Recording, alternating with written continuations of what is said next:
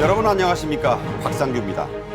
서울, 히로시마, 서울로 이어진 윤석열 대통령의 숨가쁜 외교 강행군이 독일 총리를 거쳐 EU의 대통령격인 폰데어 라이엔 EU 집행위원장과의 회담으로 이어집니다. 주말과 휴일도 잊은 외교 슈퍼위크를 집중 분석해 보겠습니다. MZ세대의 공직 기피와 이탈을 막기 위한 정부와 지자체의 안간힘이 잇따르고 있습니다. 어떤 인센티브와 아이디어들이 쏟아지고 있는지 짚어드리겠습니다. 최양호 기업정책연구원장, 최진영 변호사와 함께하겠습니다. 네. 어서 오십시오. 안녕하십니까. 윤 대통령은 2박 3일에 걸친 히로시마 출장을 마치자마자 독일 총리와 정상회담을 가졌습니다. 오늘은 방한한 우르술라 폰데어 라이엔 EU 집행위원장을 만나는데요. 요약한 영상으로 보시겠습니다.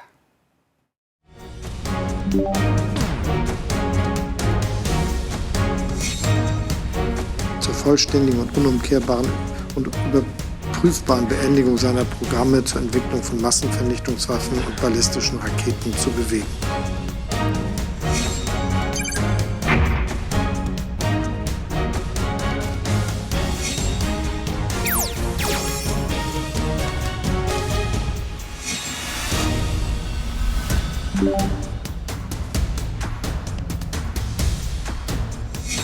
추모의 뜻을 전함과 동시에 평화로운 미래를 준비하기 위한 우리 총리님의 용기 있는 행동을 기억될 것입니다.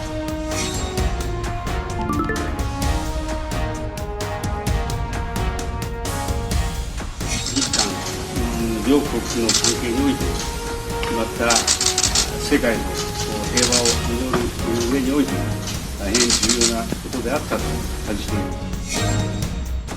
す。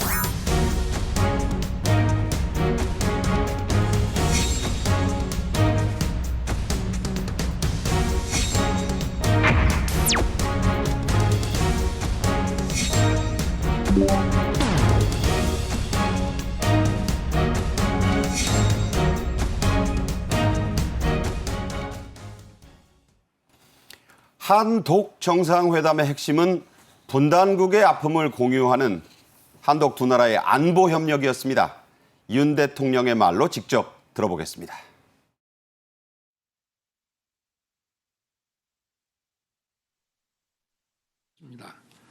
한독 군사 비밀 정보 보호 협정을 조속히 체결하여 방위 산업 공급망이 원활히 작동될 수 있도록 협력에 나아갈 것입니다. 33년 전 통일을 먼저 경험한 독일은 한반도 문제를 잘 이해하고 공감하는 국가입니다. 우리 두 정상은 북한의 불법적인 도발로 얻을 수 있는 것은 아무것도 없다는 점을 분명히 하고 일관된 메시지를 국제사회에 지속적으로 발신하면서 북한의 비핵화를 위해 긴밀히 공조해 나갈 것입니다. 방금 들으신 대로 한독 군사비밀정보 보호협정을 추진한다. 또 수소와 반도체 등 공급망 파트너십을 강화한다. 이 두 가지가 핵심 성과라고 할 수 있겠어요? 그렇습니다. 사실 독일 같은 경우에는 동독, 서독으로 나뉘어서 분단국가였지 않습니까? 그렇죠. 그게 통일이 됐는데 이번에 올라프 총리가 한국에 오셔가지고 가장 먼저 간 곳이 DMZ라고 합니다. 거기에 가서 분단의 현실을 보시면서 아마 본인 그 동서독이 통합되는 그것을 생각하면서 한국의 어떤 통일을 바랐지 않을까 싶은데요. 실제 지금 그 정상회담 결과 회담문을 얘기를 하면서 구체적인 그냥 단순한 구두선을 넘어서 알맹이 있는 그 성과가 나왔다는 점에서 의미가 있습니다. 말씀하신 것처럼 한국과 독일 간의 군사비밀 정보 보호 협정을 지금 추진하고 나아가 독일 같은 경우에는 그 기술에 있어서 선진국 중에 선진국 아니겠습니까? 그렇죠. 특히 또 그 에너지 부분에 있어서의 신재생 에너지 부분에서는 상당히 앞서가는 나라입니다. 그러다 보니까 수소 에너지 부분에 있어서의 어떤 한국과 독일 간의 협력을 강화하고 나아가서 오히려 또 반도체 같은 경우에는 우리나라가 지금 또 앞서고 있지 않습니까? 그렇죠. 그래서 또 그 에너지 또 반도체 이 부분에 있어서의 협력을 강화할 경우에는 결국 유럽과의 관계에 있어서의 우리나라의 어떤 새로운 어떤 수출 시장이 다변화할 수 있다는 그런 의미가 있기 때문에 상당히 뜻깊은 모임이었다라고 평가할 수 있을 것 같습니다. 네. 최 변호사도 잠깐 말씀하셨지만 이 숄츠 독일 총리 분단국 출신답게 비무장지대 DMZ를 먼저 찾아갔습니다. 이 자리에서 북한의 핵 도발에 대해서 강력한 경고 메시지를 보낸 게 의미가 있어요. 그럼요. 자기네 나라도 분단됐다, 통일된 이런 경험도 있고, 그다음에 독일하고 우리가 공유점을 가는 게 라인강의 기적, 한강의 기적. 그렇죠.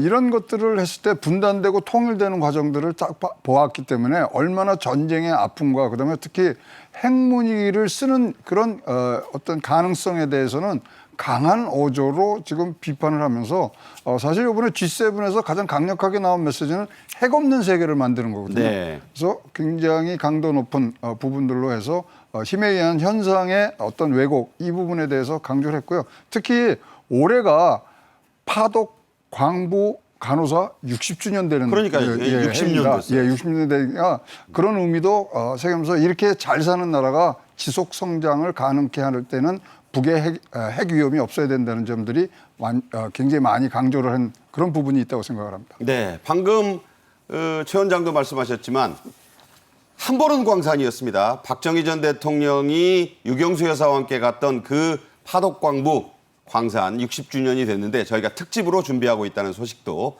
아울러 말씀을 드리겠습니다. 윤 대통령의 슈퍼위크, 오늘은 우르슬라 폰데얼라이엔 EU 집행위원장 여성이고요. EU의 대통령격이라고 할 수 있습니다. 이 만남으로 해서 이제 슈퍼위크가 일단락이 됩니다. 마무리가 되는데 대단원이 지어지는 거죠. 자, 이 만남은 어떻게 의미를 부여할 수 있을까요? 그렇습니다. 사실 세계의 강력한 투파워라고 한다고 하면은 뭐 G2라고 해서 중국과 미국을 얘기하고 있습니다만 전통적 강호 유럽 아니겠습니까? 네. 유럽이 지금 EU로 통합이 되었고 EU가 통합된 이후에 60주년에 지금 우리 한국 EU 간의 어떤 수교가 60주년이 되는데 그걸 맞이하여서 사실 일본까지 오셨다가 바로 돌아가지 않고 한국까지 왔단 말이에요. 네. 결국 대한민국이 전 세계의 어떤 외교에서 차지하는 위상을 간접적으로 확인할 수 있는 그런 계기도 되는 것 같은데요. 말씀드린 것처럼 한 EU 간의 그 수교 60주년도 기념하고 나아가서 한국에 온 다음에 또 EU로서는 지금 그 유럽에 있는 지금 어떻게 보면은 그 우크라이나 전쟁 문제와 관련된 그렇죠. 협의해야 될 문제가 있을 테고 그리고 전쟁 자체뿐만 아니고 나아가 향후에 어떤 복구 이런 부분에 더 협력해야 될 부분이 있지 않습니까? 그렇죠. 그렇기 때문에 이번 같은 경우에는 우크라이나 문제 또 우리로서는 또 유럽에 손을 내밀 수 있는 것이 북한 핵 문제 아니겠습니까? 그렇죠. 대북 북핵 공조. 문제, 대국 공조. 또 그리고 지금 최근에 있어서는 어떤 이른바 글로벌 공급망 이 부분과 관련된 포괄적인 협력을 한다는 점에서는 상당히 이번에 모신 김에 어떤 그 윤석열 대통령께서 정말 옥동자 하나 낳을 수 있었으면 하는 바람입니다. 네, 어떤 결실을 꼭 이루는 그런 EU 집행위원장과의 회담을 기대해 보겠고요. 지금부터는 지난 주말과 휴일 사이에 이루어진 윤석열 대통령의 G7 정상회담 그리고 한일 정상의 히로시마 한인 원폭 유령비 공동 참배 소식을 집중적으로 짚어보겠는데요. 자, 영상으로 보면서 얘기 나누겠습니다. 네. 자, 지금 이게 이제 히로시마 공항에 윤 대통령 부처가 도착하는 장면부터 좀 저희가 돌아봅니다. 그리고 G7 히로시마 서밋 2023에서 정상들 간에 이제 촬영이 이루어졌고, 자, 뭐 쟁쟁한 세계 정상들이죠. 히로시마 평화공원에 이제 공동 방문하는 그런 모습들입니다. 이때는 이제 함께 갔었고요. 네.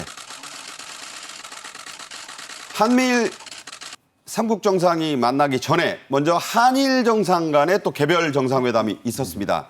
자, 한미일 삼국 정상도 히로시마에서 6개월 만에 다시 만났는데 이 미국의 부채한도 협상이 좀 난항을 겪는다 이런 소식 또 젤렌스키 우크라이나 대통령의 깜짝 방문 때문에 일정은 다소 짧아졌어요. 많이 짧아졌죠. 그래도 세 분이 만났다는 것 자체가 굉장히 큰 진전이 있고요. 사실 이번에 보면 북한 미사일에 대한 정보 공유에 대한 부분, 그다음에 인도 태평양 전략에 대한 이제 3자 공조 협력 부분, 그리고 태평양 도서국에 대한 이 협조 부분, 요 세 가지를 사실 먼저 의제를 내주고요. 그다음에 각 3국에서 각자 성명을 내도록 그렇게 했습니다. 근데 결국은 이렇게 진행 사항에 대한 어떤 체크 포인트를 지금 갖고 왔고요.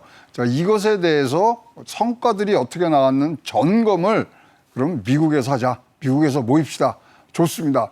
이런 상황으로 지금 전개가 돼 있는데요. 지금 뭐 차근차근 가고 과연 이것들이 협의체로 갈 수 있느냐에 대한 지금 관심들이 많이 이제 높아지는 상황이기 때문에 우리도 잘 준비를 하고 또 여기서 양자 간의 그다음에 삼자 간의 이런 협력은 항상 상대방과의 교류가 굉장히 중요하기 때문에 또 다른 만남 굉장히 기대가 되고 있습니다.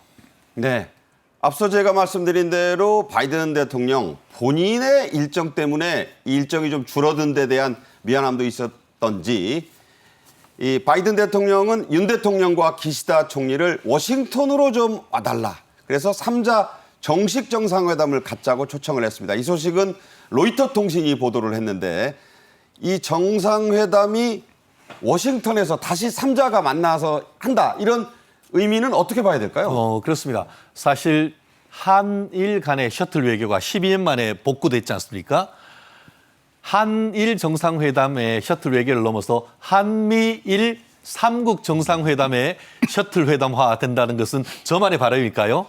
결국 그만큼 미국으로서도 일본을 넘어서 한국이 차지하는 동북아의 위치가 굉장히 공고해졌다는 것을 뭐 미루어 짐작할 수 있는 그 부분이고 또 할 거고요. 나아가서 말씀하신 것처럼 이번에 일본에 오셔서 이게 북한에 대한 메시지 강력하게 냈습니다만 조금 더 이제 3자 간의 어떤 그 정상회담을 통해서 좀 더 어떤 구체적인 내용을 했으면 좋겠는데 지금 그 미국 같은 경우에는 내년 대선을 앞두고 내부 국내 정치 일정이 있다 보니까 부채한도 협상이 아직 완전 그렇죠. 타결이 안 됐어요. 그러다 보니까 내치적인 문제가 있어서 이 일본에서 이 3국 간의 어떤 공조를 다지기가 좀 시간이 부족했던 것 같습니다. 그러니까 이제 오히려 한일 정상 두 분을 초청해서 미국에서 이 부분에 대한 내용을 좀 더 구체화하겠다라는 의지를 밝힌 것 같은데 AFP 통신하고 로이터 통신 같은 경우에는 이 부분을 지금 보도를 했습니다만 아직까지 일본이나 한국에서는 상세하게 보도를 하고 있지 않은데 아마 조만간 어떻게 보면 그 미국 내치 부분에 있어서의 정리가 되면은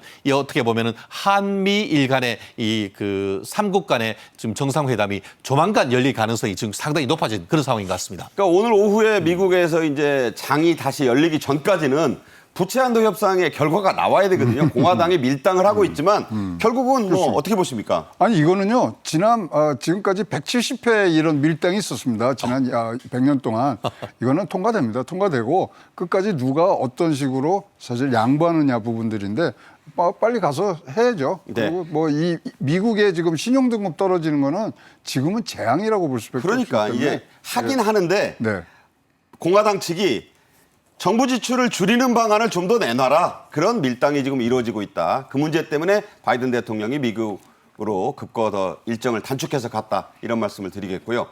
자, 이래서 한미일 정상회동이 히로시마에서는 너무 짧았다는 지적이 나오자 대통령실은 G7 회의 기간 중에 수시로 한미, 한일 또 미일 정상 간의 만남과 논의가 이루어졌다. 이렇게 밝혔습니다. 그 신뢰를 보여주는 영상이 공개됐는데 직접 한번 보면서 얘기 나누겠습니다.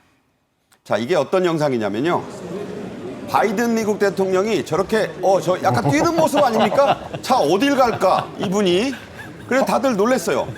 그랬더니 바로 윤석열 대통령을 찾아가서 저거 보세요. 귓속말을 나누면서 지금 환담을 하는데 다른 정상들이 굉장히 좀 이례적으로 생각할 정도의 모습 아닙니까? 깜짝 놀랐습니다. 아마 저게 그 지난 주말 동안 있었던 여러 가지 그 뉴스 중에 가장 어떻게 보면 제 눈을 사로잡았던 뉴스인 것 같은데요. 약간 뛰는 듯한 모습. 그렇죠. 마치 그 어린 아이가 정말 오랜만에 정말 반가운 친구를 만나서 뛰어가는 듯한. 고령의 대통령이잖아요. 그렇죠. 그러니까 뭐 염치 불구하고 뛰어가는 모습을 보면서 굉장히 지난번에 만났을 때의 이른바 아메리칸 파이를 부르고 그 돈 맥클린의 그 기타를 주고받았던 그때의 어떤 생각이 깊었었던 것 같은데요. 굉장히 가서 귓속 말씀으로 했던 그 모습이 많은 전 세계 국민 그 시민들한테 어떻게 보면 그 시각을 사로잡았던 모습인 것 같습니다. 저 앞에 나렌드라 모디 인도 총리가 있다가 약간 좀 당황했어요. 당황했죠. 아니, 저 미국 대통령이 오는데 나도 안 보고 그냥 바로 직진을 했거든요. 지금 인도는요, 뭐 쿼드에도 있지만 사실 SCO라 그래서 상하이 협력기구 그다음에 요번에 소련에서 러시아에서 지금 원유 많이 갖고 와서 돈 많이 벌었거든요. 그러니까 지금 사실은 좀 뻘쭘해요. 자, 그 앞에 있는 게 지금 마크롱 대통령인데 마크롱도 외면하고 모디도 저 모습이 네. 저기 굉장히 저 기시다가 저 양반 왜 저러지? 저 이러고 있는 표정 아닙니까? 시작해야 되는데 저러고 사실 저런 뭐 연출이 되다 보니까 지금 기대감은 뭐 저 개인적으로는 굉장히 높습니다. 한미일이 미국에서 다시 만나서 정상회담하다. 저 정도의 지금 친교, 그다음에 신뢰가 쌓인 상태에서는 저는 굉장히 좋은 한미일 공조관계의 어떤 구체적인 협의 사항이 나올 것으로 보여집니다. 자, 이 G7 정상회의 만찬장에서도 윤 대통령은 바이든 대통령의 오른쪽 옆자리에 앉았습니다. 이게 그냥 앉는 게 아니고요.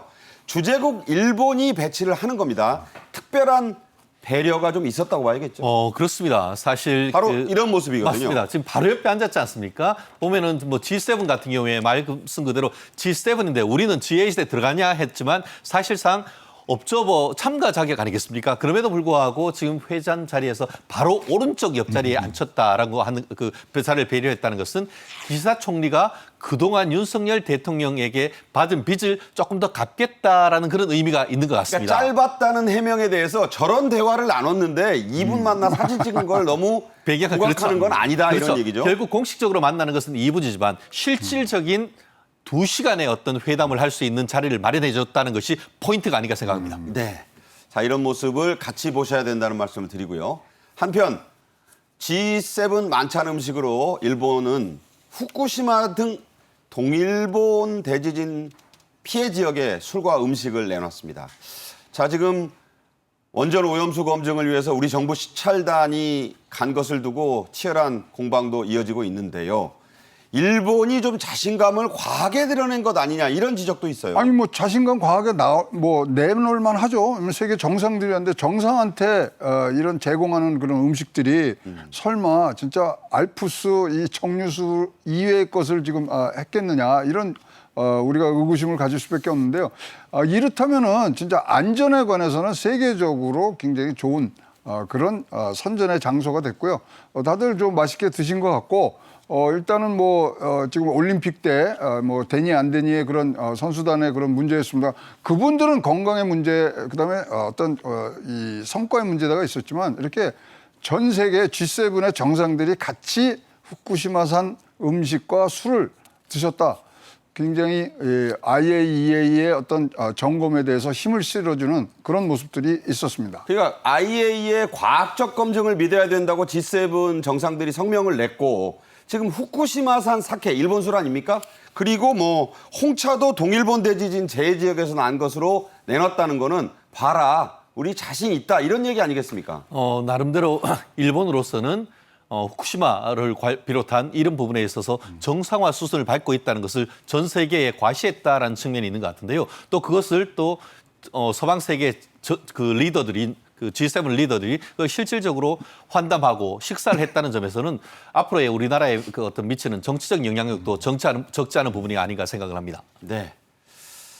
윤 대통령은 히로시마에서 매우 특별한 정상회담도 가졌습니다. 바로 젤렌스키 우크라이나 대통령과 전격적으로 만나서 대화를 나눈 부분인데, 자, 이 부분에 대해서는 일본에서 젤렌스키 오는 걸 생중계하고 그랬어요.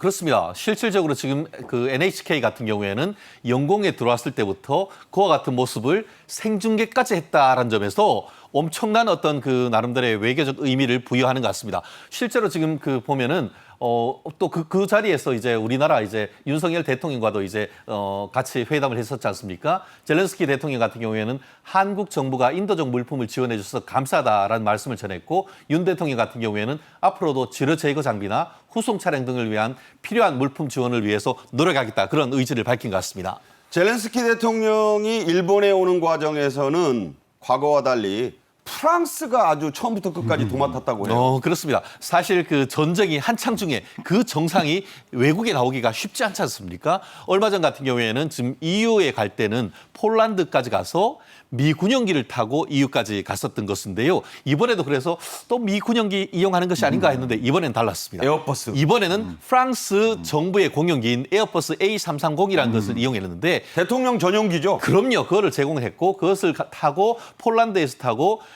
아랍 쪽으로 가서 아랍 정상회담을 하는 데까지 일단 내려줄 사우디아라비아 가고. 그렇습니다. 거기에서 정상회담을 소환한 다음에 다시 그 A330을 타고 이 그 히로시마까지 왔던 것이죠. 사우디아라비아에서 또 히로시마까지도. 그렇죠. 그렇다는 프랑스기. 점에서 네. 이번에 어떤 그 정상회담에 젤렌스키 그 대통령을 오가게 안전을 확보하는 것은 프랑스였다는 점에서도 예전과는 사뭇 다른 어떤 일정이었던 것 같습니다. 마크롱이요. 지금 메르겔 이후에 유럽의 이 수장으로 올라가기를 참 굉장히 원해요. 굉장히 좀 많이 지금 좀 적극적 역할을. 적극적으로 하는데 이번에도 우크라이나 러시아에 중재를 한다고 자기가 나서서 한번 중재 역할을 한다 그랬지 않습니까? 네네. 이런 거를 하면서 조금 더 이 뭐 사이에 있는 어떤 오해들과 그다음에 협력 관계를 만들어주는 모습이 유럽의 수장이 되고 싶어하는 프랑스 대통령의 좋은 모습이라고 보여집니다. 네. 자, 이제 다음 일정 주제로 넘어가 보죠. 윤석열 대통령과 기시다 후미오 일본 총리는 히로시마 평화기념공원 안에 있는 한인 피폭 희생자 위령비, 정식 명칭이 그렇습니다. 여기를 찾아 함께 참배를 했습니다. 우리 정상이 이 위령비를 찾은 것도 한일 두 나라 정상이 함께 참배한 것도 모두 최초죠? 이건 뭐 진짜 역사적인 일입니다. 이제 일본 총리가 간 건 두 번째, 오부치 총리가 한 번 갔고 요 두 번째고 두 분이 같이 가셨다는 거는 이제 처음이기 때문에 거기 여기에 담긴 그 얘기는 진짜로 우리가 설명할 수 없는 감동이 있습니다. 저는 이 장면을 보고서 독일의 브란트 총리가 폴란드 바르샤바에 가서 무릎 꿇고 유태인 위령탑 앞에 절하는 모습 그것이 연상될 정도로 피에 젖은 아스팔트 위에 무릎을 그렇죠. 꿇었죠. 네. 사실 거기에 버금가는 지금 그런 기시다 총리와 윤석열 대통령의 위령탑 방문이 아니었냐. 그래서 세계적인 어떤 흐름에 하나의 변곡점을 삼을 수 있는 진짜 역사적인 장면이 지금 나왔다고 보여집니다. 네. 이 한인 원폭 희생자 위령비와 관련해서는 안타까운 사연이 참 많습니다. 평화공원 안으로 이 비가 옮겨지기까지 무려 반세기가 넘는 세월이 걸렸습니다. 자, 왜 이렇게 오래 걸렸습니까? 참 안타까운 마음을 금할 수가 없는데요. 그 일본의 설명에 따르면은 그 위로 공원 내에 이미 너무나 많은 비석과 기념비가 있어서 한국인의 어떤 영혼을 위로하는 비석을 옮길 자리가 없었다라고 얘기를 했다고 합니다. 그런데 그것이 얼마나 허망한 얘기였는 것은 이번에를 통해서 확인된 건 아니겠습니까? 실질적으로 지금 그 한국에서 그렇게 특히 제일 한국인들이 그렇게 요청했음에도 불구하고 안 되다가 한일 관계에서 어떤 새로운 어떤 그 셔틀 외교가 회복이 되니까 바로 옮기는 모습에서 우리나라의 힘이 세야겠다라는 생각도 했는데요. 이 내용을 이 사진을 보면 알겠습니다만 전형적인 한국 비석입니다. 네. 실질적으로 만든 것도 한국에서 우리나라에서 만들어서 배로 실어 갔어요. 배로 실어 갔는데 높이 5m, 무게가 무려 10톤이나 된다라고 하는데 그것이 평화공원 밖에 있으면서 얼마나 그것을 보는 분들이 안타까웠겠습니까? 그것이 50년 만에 제자리를 찾음으로써 실질적인 어떤 그 일본에 있는 제일 한국인들의 마음에 위로가 됐다는 점에서 너무나 뜻깊은 행사였던 것 같습니다. 자, 이 원폭 희생자 위령비를 바치고 있는 거북이 좌대, 뭐 그림에도 지금 나왔습니다만 여기에 큰 의미가 있습니다. 수구초심이란 말이 있는데 고향을 그리워하는 그 한인 희생자 3만 명이 넘는다고 알려져 있죠. 그분들을 기리기 위해서 거북이 좌대의 방향이 서북쪽, 히로시마 서북쪽이 어딥니까? 한국이죠. 네. 우리 한반도를 가리키는 그런 모습으로 지금 제작이 돼 있고요. 보시면 아시겠지만 지금 저 머리가 한반도 방향이에요. 한반도 방향이고 밑에 이제 거북이가 있고 위에 이제 용머리가 있는데요. 저게 음양의 조화를 맞춰서 저 거북이가 지금 여기에 묻혀지신 분들이 가지고 있던 덕과 복이 영생을 유지하라는 의미로 지금 갔습니다. 그래서 네. 거북이가 네 발로 세상을 바치고 있고 여러분의 명성과 그다음에 여러분이 이뤘던 덕이 지속되는 것을 지금 의미하는 부분들인데요. 이것이야말로 한국 여기서 희생되신 분들의 조그마한 위로라도 될 수 있는 그런 한국적인 그런 묘석들이 있어서 굉장히 저도 한번 꼭 가보고 싶은 지금 마음이 굴뚝 같습니다. 네. 윤석열 대통령은 역대 우리나라 대통령들 가운데서는 처음으로 히로시마 원폭 피해 동포들을 직접 만났죠. 관련 영상을 보고 얘기를 이어가겠습니다. 윤 대통령을 만난 이 피폭 1세대도 있고 그 후손들도 있습니다. 저분들을 만났는데 자, 이분은 마치도록 하겠습니다. 네, 아주 그냥 얼굴을 이 손에다 묻잖아요. 저 보세요. 네. 자, 제가 그렇습니다. 실질적으로 지금 정부와 국가를 대표하는 대통령으로서 우리 동포가 이런 슬픔과 고통을 겪는 그 현장에 여러분의 고국이 함께하지 못했다는 것에 대해서 정말 깊은 사과를 드리고 다시 한번 여러분께 심심한 위로의 말씀을 드립니다. 여러분의 고국이 그때는 함께하지 못했다. 너무 늦게 와서 죄송하다. 피폭자들 이런 모습에 울컥하는 심정을 그대로 드러내면서 꿈만 같다 이런 말을 했어요. 그렇습니다.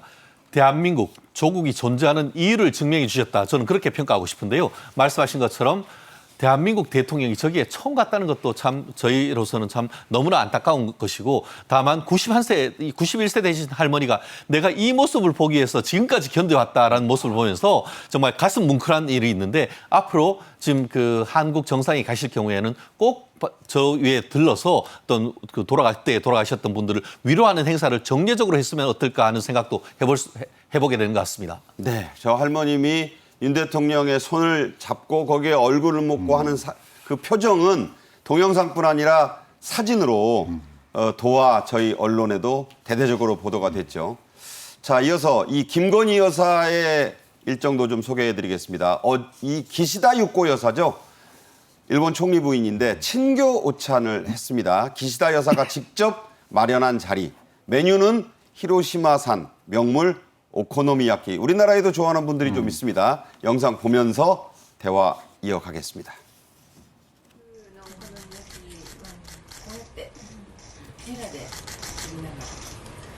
広島市お好み焼き 이렇게 독을 쓰면서 이제 나누면서 먹습니다. 네. 저건 저렇게 손으로 네. 나눠야 된다고 하더라고요. 저렇게 직접 잘라서 반씩을 나눕니다. 네. 하나를. 그게 의미가 있다 그래서 육고 여사가 일부러 자기 걸 반 잘라서 좀 내미는 장면이에요. 저기요, 요번에 이제 정상들이 많이 왔는데요. 정상들 나라에 맞는 오코노미야끼를 지금 만들려고 준비를 했을 때입니다. 그래서 미국에서는 햄버거, 그다음에 영국은 피시앤칩, 뭐 그다음에 프랑스에서는 뭐 스파게티나 뭐 이런 것들로 해서 우리나라는 저 김 여사가 먹는 거에는 한국적 요리가 좀 들어갔나요? 지금 뭐 그거는 확인은 안 되겠습니다. 분명히 저기에는 그러면 불고기라든가 한국적인 요소들이 많고요.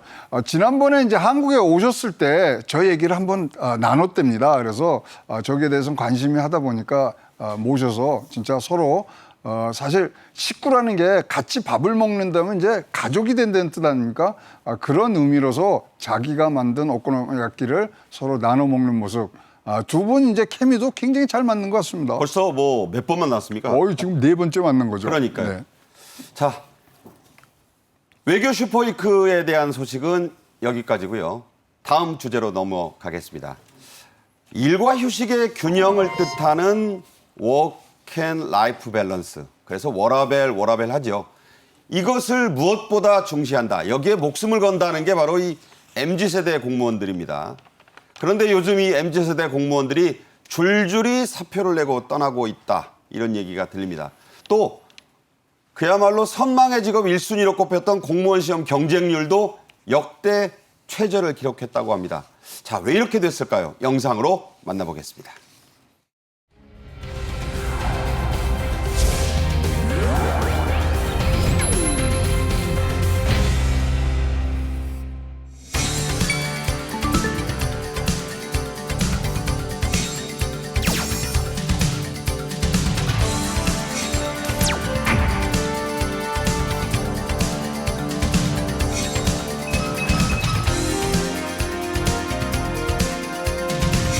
파격적인 성과주의도 도입해서 활력이 넘치는 공직사회를 만들어야 합니다.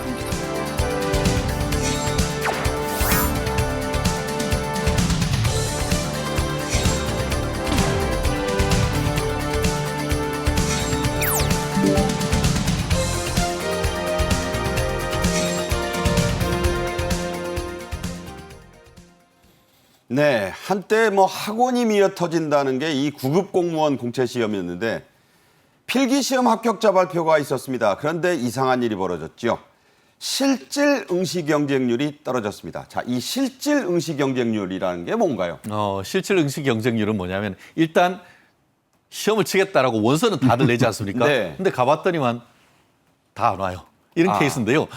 실제로 지금 말씀하신 것처럼 이게 올해 그 국공무원 필기 공채에 7,041명이 합격했고 합격 경쟁률이 17.9대 1이었는데요. 높긴 높네요. 굉장히 높습니다. 그렇지만 그것이 실제 응시률 기준으로 경쟁률이 아까 말씀드린 것처럼 17.9대 1로 작년 이 18.5대 1에 비해서는 일정 부분 낮아지고 있는 것이죠. 이게 꺾인 것이 처음이라는 거죠. 그렇죠. 결국 지금까지는 어떤 그 법다 이른바 철밥통이라고 할 정도로 공무원에 대한 그 상당히 그 선호도가 높았었는데 최근 들어서 이 실질적인 경쟁률 한마디로 내가 원서는 내놓고 시험 치려고 와서 내가 실제로 지금 공무원이 되겠다는 의지를 가진 젊은이들이 예전보다 줄어들고 있다라는 점에서 좀 문제가 심각한 것이 아닌가 그런 문제의식을 가지게 되는 것 같습니다. 자, 이렇게 되니까요.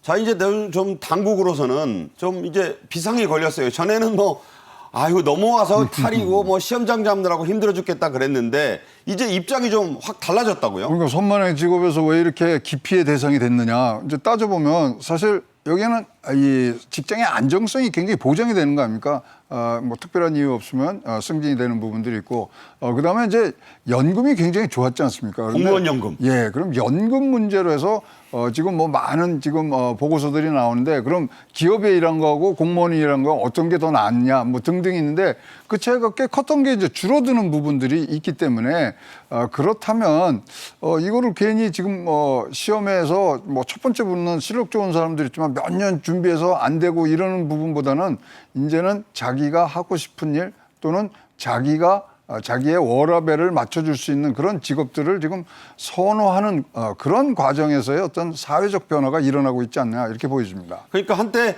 100대 1이 보통이었는데 그럼요. 20대 1이 됐다는 건 정말 5분의 1로 뚝 5분의 1 떨어졌다. 그러니까 진짜 한 집 건너고 사실 뭐 우리가 뭐 잘 아시겠지만 이런 고시의 뭐 이 학원들 이런 데는 참 뭐 밤을 넘어가는 그런 풍경들을 많이 보여주셨지 않습니까? 그런 것들이 많이 줄어드는 부분. 이게 좋은 현상인가 나쁜 현상인가 우리 굉장히 이제 자세히 사회의 어떤 과학적인 부분에서 한번 봐야 될 부분이 있다고 보여집니다. 구급 공무원 붙었다고 막 그 떡 돌리고 뭐 밥 사고 그랬잖아요. 동네에 프랭카드 붙고 그랬지 않습니까? 그러니까 진짜. 네. 참 달라진 세태인데 이게 좋은 건지 나쁜 건지 좀 지켜봐야 되겠다는 말씀이었습니다. 선망의 직업으로 꼽혔던 공무원에 대한 인식이 바뀐 건 꽤 됐다 이런 지적이 나옵니다. 연령층이 젊어지면서 공무원을 선호하지 않는 사람들이 늘어나고 있다는 건데 실제 이 응시율과 비례하듯이요. 5년 차 이하의 젊은 공무원들의 면직률 그러니까 사표를 내는 사람들이 증가했다는 거죠? 그렇습니다. 의원 면직이 뭐냐면 본인의 희망에 의해서 사퇴한다. 이 내용인 것이죠. 요새는 한자를 모르는 세대들이 많아서 국회의원 면직이 아니고 맞습니다. 원에 따라서 직을 그만둔다. 맞습니다. 그런데 네. 이제 2014년 같은 경우에는 뭐 전체적으로 어쨌든 굉장히 어떻게 보면 이 부분이 의원 면직률이 지금 점점 늘어나고 있는데요. 실제 지금 도표를 보시면 아시겠습니다만 2014년 같은 경우에는 3.7명 정도 됐다가 지금 계속 그 부분이 올라오다가 2020년 경에는 조금 떨어졌습니다. 그렇지만 2022년 기준으로 해서 8.6명으로 해가지고 상당 부분 높아지고 있기 때문에 이와 같은 부분에 있어서의 어떤 대책, 원인이 뭐고 대책이 뭔지에 대해서 지금 발등에 불이 떠진 것 같습니다. 최 변호사님 보시기에는 원인이 어디 있는 것 같아요? 사실 저도 제가 예전에 이제 법원 행정고등고시를 합격하고 지금 의원 면직하고 나왔었는데요. 네. 사실 제가 기억하기에도 그 2000년 초반 그 무렵에 사무관 초봉이 120만 원 정도 했었어서 그때도 월급은 좀 지만 대신에 이제 수당. 예, 수당과 또 나아가서 이제 오래 할 경우에는 공무원 연금이 있었는데 최근 같은 경우에는 특히 공무원 그 고급 공무원 같은 경우에는 같은 어떤 그 정도의 어떤 학력을 가진 사람을 기준으로 했을 때 월급이 상당히 적다라는 그런 그게 있었는데 실제로 통계를 봤을 때도 왜 그 퇴직 의향이 있느냐라고 했을 때 그중에 34.7% 정도가 월급이 너무 적다. 이렇게 지금 얘기한다고 합니다. 네. 그래서 한국행정연구원이 작년에 공직생활 실태조사라는 걸 했습니다. 여기서 이직 의향에 대해서 긍정적으로 생각한다. 이렇게 답한 공무원들이 45.2%가 나왔습니다. 이거 과반에 이제 절반에 육박하고 있어요. 가장 큰 이유 역시 낮은 보수였다고요. 그렇습니다. 지금 사실 뭐 우리가 사실 민간의 자율이든가 기업의 자율들을 통해서 지금 더 커가는 그런 성장의 이제 패턴을 밟으면서 사실 공무원들이 끌고 갔던 그런 과거의 어떤 성취감까지 지금 민간으로 이양이 되고 있는 상황에서 그렇다면 지금 남은 것은 안정적인 보수와 안정적인 직장인데 그 부분에 대해서 지금 불만들이 있는 거죠. 최 변호사가 얘기했듯이 일단은 사실 뭐 기본 수당은 굉장히 작습니다. 거기에 이제 다른 것들이 붙으면서 지금 나왔는데 그거 갖고 사실 워라밸이 될 것이냐. 이런 부분들에 대한 지금 의구심들이 굉장히 많아지는 거고요. 결국 아까도 말씀드렸습니다만 연금에 대한 불안감도 굉장히 큰 그런 전체 임금 수준에 대한 그런 불안감들 이것이 지금 작동하고 있지 않냐 이렇게 보여집니다. 네. 그런 분위기 때문인지 공무원 단체가 22일 용산 대통령실 근처에서 기자회견을 한다고 밝혔습니다. 공무원들의 월보수 인상 등을 촉구한다는 건데 아무래도 이런 분위기와 무관하지 않겠죠?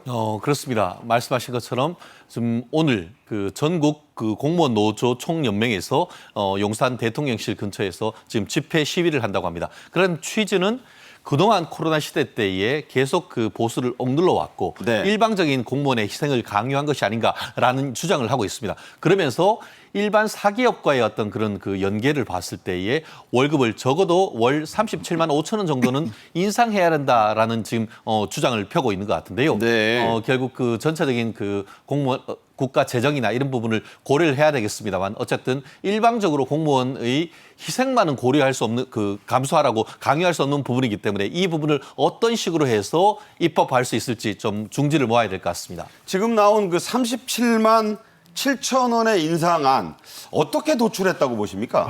그 이제 뭐 자기네들은 이제 연차와 이런 거 비슷해서 지금 이제 뭐 민간 기업에서 주는 부분들 이런 것들을 지금 하는데 사실 이제 뭐 여러 가지 지금 민간 기업에 있는 사람들에 있어서는 이런 공무원 이런 부분들이 굉장히 직업의 안정성 때문에 이런 낮은 봉급을 받는 거라고 이제 이해들을 하는 부분들이 서로 상충이 되는 부분들이 이제 생기기 시작하는 거죠. 예. 그래서 뭐 공무원은 한번 뭐 진짜로 뭐 어떤 뇌물수수나 이런 중대한 범죄를 짓지 않는 한 정년은 가지 않느냐. 그런데 지금 뭐 기업에서는 뭐 기업 조정이다 구조조정이다 하면은 내려오는 부분들 그런 것까지 다 지금 뭐 맞춰서 한 부분들이 사실 38만 원으로 나오고 뭐 이제 임금 뭐 올라가는 물가 상승률까지 했습니다만은 이 부분을 지금 민간과 자꾸만 비교를 하기 시작하면은 끝도 없죠. 예, 끝도 없습니다. 그래서 지금 뭐 민간이야말로 자유롭게 상상하고 거기에 나온 성과를 보상하는 부분들이 있기 때문에 실질적으로 우리 뭐 이 연봉 서열로해서 보수가 올라가는 부분들이 일단은 근본적인 부분들이 깨져야 이런 생각들을 안 갖게 되는 거 아니냐 이렇게 저는 판단하고 있습니다. 네. 민간 부분과의 형평도 좀 보면서 요구를 해야 되겠다 이런 말씀인데요. 윤석열 대통령은 지난 2월입니다. 글로벌 시대에 발맞춰서 공무원들의 방식과 생각도 바뀌어야 한다고 말했습니다. 당시의 발언 다시 한번 들어보겠습니다. 이제는 강력하게 드라이브를 걸고 실행에 옮겨야 됩니다. 제가 대한민국 1호 영업사원을 언급했습니다만 공직자들의 일하는 방식과 생각도 과감하게 변해야 됩니다. 글로벌 경쟁에서 살아남기 위해서는 기존의 관행과 규제 틀을 과감하게 깨야 됩니다. 공직자들의 마인드가 바뀌지 않으면 경제 전쟁에서 살아남기 어렵습니다. 보다 민첩하고 유연한 정부로 거듭나야 하겠습니다. 또한 민간 수준의 유연한 인사 시스템과 또 파격적인 성과주의도 도입해서 활력이 넘치는 공직사회를 만들어야 합니다. 네, 자 이러한 모습들이 나타나고 또 대통령도 이제 봉급 인상만 요구할 게 아니라 공직사회 자체가 좀 마인드, 애티튜드, 태도 이런 걸 다 좀 확 바꿔야 될 때다 이런 말을 했지 않습니까? 하지만 지자체는 손을 놓고 있을 수가 없죠. 먼저 서울시 의회는 이 조기 퇴직 그만두는 거, 특히 젊은 공무원들의 조기 퇴직을 막기 위해 조례 개정을 추진을 했는데 이게 본회의도 통과를 했어요. 어떤 내용입니까? 그렇습니다. 5년만 그 근무를 해도 장기 재직 연수 휴가를 주겠다 이런 내용입니다. 기존 같은 경우에는 10년 근무를 해야 일주일 정도의 그와 같은 장기 그 근무에 따른 휴가를 줬었는데 10년이 너무 길다. 5년만 해도 MZ 기준으로서는 상당히 긴 것 아니냐라고 해서 한 5년 정도 근무를 했을 때에 일주일 정도의 휴가를 주는 식으로 해서 지금 조례를 개정했다라는 취지인 것 같은데요. 말씀하신 것처럼 최근에 보면은 행정고등고시 그 선망의 직업에도 불구하고 1년 차에 그냥 그 직장에서 박차고 나와서 민간 기업으로 가는 그런 일이 있는데 그러니까요. 어쨌든 지금으로서는 사실 세금이 많이 거치지 않은 상황 속에서 무작정 급여를 올려주는 것은 굉장히 사실 부담스럽죠. 그렇다고 하면은 급여 이외에 다른 측면에 있어서의 어떤 이른바 프린지 베니핏이라고 하죠. 급여 이외에 휴가라든가 이런 부분을 조금 더 활성화시키고 그래서 공무원의 사기를 진작하는 방법 나름대로 상당히 신의 한 수다 그렇게 판단을 합니다. 네. 충북 청주시에서는 또 이런 방법을 제시하고 있습니다. 조기 퇴직, 중간 퇴직을 막기 위해서 조례 개정 규칙안이네요. 공포할 예정이라고 했는데 자, 9급 공무원의 승진 기회를 늘려주겠다. 자, 이게 왜 중요합니까? 아니 그럼 승진이 되면 이제 일단 월급이 오다고 수당이 올라가지 않습니까? 그러니까 또 우리 직장생활의 꽃은 승진 아니겠습니까? 그렇죠. 근데 위에가 꽉꽉 막혀 있으면 승진을 못 하는 거죠. 그리고 공무원사라는 게 다 직급이라든가 직무의 범위가 법으로 정해 있기 때문에 이걸 늘리기가 굉장히 어렵거든요. 그러면 밑에서 굉장히 정체된 인사 적체가 쌓이고 있는 부분들이 있기 때문에 그 숨통을 지금 풀어준다 그러는데 그러려면 9급이 올라가면 7급, 8급의 정원이 늘어나야 되고요. 정원이 늘어나는 만큼 사실 기재부에다가 예산을 요청을 해야 됩니다. 그래서 굉장히 이거 어려운 부분들인데 일단 승진 기회를 뭐 많이 준다 그랬다면은 분명히 이제 이러면 내부적으로는 8.5가 있을 거고 7.5도 생길 거고 굉장히 변칙적으로 운영을 해야 되는 그런 걱정들이 지금 많이 지금 생기고 있다고 보여집니다. 네.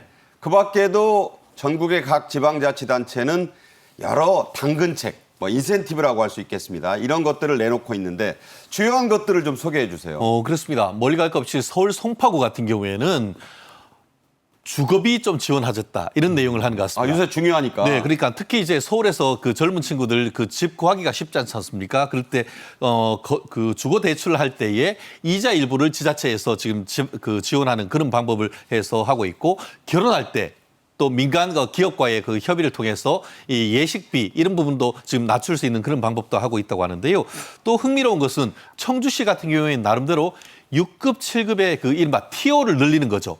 그래서 결국 9급, 8급들이 승진할 수 있는 기회를 제공하는 이런 나름대로의 어떤 그 방법을 얘기를 하고 있다는데 네. 전국적으로 나름대로 이 지자체에서 이런 부분에 대책을 마련하고 있기 때문에 조금씩 이 공무원 지방발 공무원 그 혁신이 벌어지고 있는 그런 모습을 보이는 것 같습니다. 네. 그리고 정부는요, 공무원들의 채용에 있어 성별 불균형이 있는데 이것을 막기 위해서 이른바 양성평등 채용 목표제를 적용 중입니다. 자, 이건 어떤 건가요? 이거는 이제 남성, 여성의 한쪽 성이 합격률이 30% 미만이 된다면 그것을 올려서 30%를 맞춰주는. 그러니까 이제 과거에는 이제 여성의 어떤 공무원 직급이 굉장히 작았기 때문에 그걸 맞춰줘야 되는 부분들에서 이거는 정원 외로 30%를 맞춰주는 그런 추가 합격자를 지금 만들고 있는 부분들이거든요. 근데 과연 이것이 뭐 성비를 맞춘다 그러면 아까도 말씀드렸지만 굉장히 인사 적체가 올라가는 뭐 피라미드꼴로 올라가야 되는 부분들이 있기 때문에 이 부분들도 사실 편법이지 우리가 맞는 정당한 방법은 아니라고 생각을 합니다. 네, 그래서 저희가 이 제도를 적용한 뒤에 과연 이 성비가 맞아졌는지 올해 추가 합격자들의 성비를 확인해 봤습니다. 결과가 어떻게 나왔나요?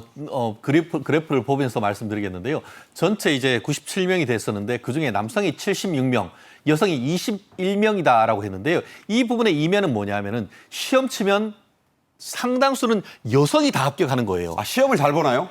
결국 지금 최초의 1996년 이후에는 여성 취직 목표제였었는데 이제는 여성이 시험을 훨씬 더 잘 보다 보니까 남성이 성비가 떨어졌어요. 네. 그래서 최근에는 여성 할당제 이런 것이 아니고 양성 평등 채용 목표제다 보니까 오히려 적었던 남성이 이 부분을 이와 같은 추가적인 어떤 합격을 통해서 구제되는 모습이 보면서 정말 10년, 20년 사이에 공직사회의 모습이 굉장히 크게 변하고 있다는 모습은 이와 같은 목표체의 결과를 보면서도 우리가 알 수 있을 것 같습니다. 모든 네. 것이 여성들이 시험을 보면은 너무나 압도적으로 잘하고 있는 현실을 보여주는 것 같습니다. 그야말로 이 격세지감이 있는 거고 그렇습니다.